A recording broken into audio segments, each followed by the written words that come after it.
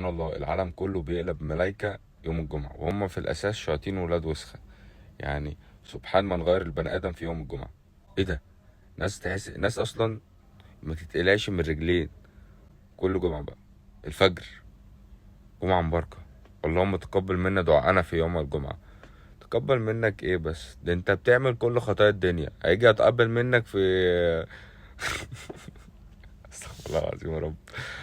يعني انا مش فاهم الناس دي، رجاله وستات، الناس ما يعلم بهم الا ربنا. تبقى بتعملي ذنوب الدنيا وتيجي يوم الجمعه، اللهم تقبل منا دعاءنا في هذا اليوم المبارك، وانت تبقى لسه محشش الفجر وتصحى ويوم الجمعه ما تنزلش تصلي. يعني ما تنزلش تصلي الجمعه، راح قايل لك ايه بقى؟